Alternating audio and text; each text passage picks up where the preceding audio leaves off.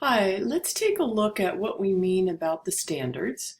I'm sitting in messages right now, but let's go to pages. So one of the things you'll notice if over here you click on due date checklist, this has been emailed to you, but I know that you receive a lot of things. So let's take a look at it on the page here. The due date checklist, here you can download one in Word format or PDF format, but it is also embedded here on the page. So for example, in Module 1, here are the items sort of to do. Reflect, when you get there, there's an explanation. Posting, wiki projects, and here, review standard 8 page from my final portfolio, and then submit the standard 8 assignment. Please do not view under assignments. Please go to the standard 8 page under my final portfolio. The reason we do that is that there's much more information that you will find on this particular page, my final portfolio of standards, than if you go directly up here and click on assignments. This will give you just the very briefest outline, sort of a reminder of what the assignment is. But if you go over here on my final portfolio of standards, you'll find there's a series of pieces of information. Here's a video that's almost 4 minutes long to show you what we're looking at with the core portfolio. Here it's creating your portfolio, and there's a listing of step-by-step what you need to do for each standard. These are teacher standards. So when you look at these are about what you do in the classroom, and sometimes that's a transition that is challenging for us teachers to make. Down here are blank standard checklists, which is part of what you do. So step 1, copy and paste and complete the standard checklist, and you'll find it down here. Step 2, looking back. Step 3, looking forward.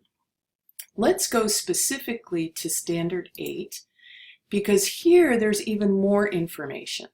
What do I do for each standard? Here's one, 2 minutes and 28 seconds, that tries to clarify for you what you need to do and what we mean by substandards.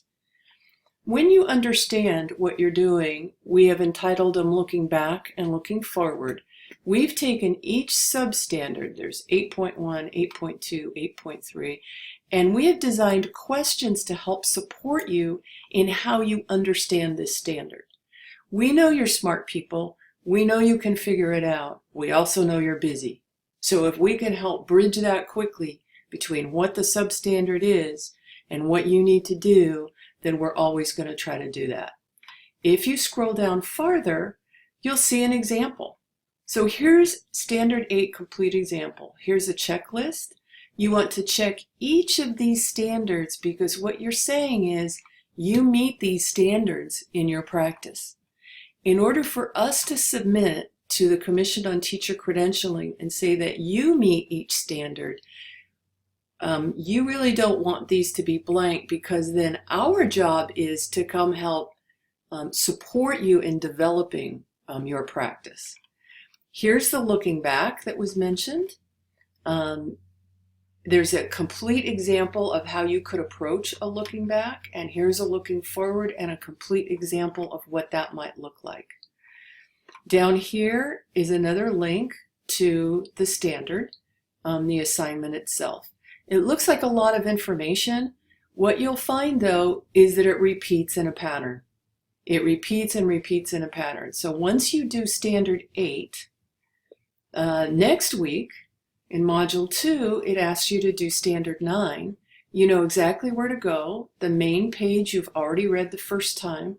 You go into standard 9, and you find information about how to view that particular standard. Here's those questions to support you. Here's the looking back. Here's the looking forward. Come down here. Here's a complete example of a standard 9 and how someone else approached it successfully. So hopefully that helps. Please let me know if this isn't clear, or if there are additional questions maybe that I didn't answer. And good luck.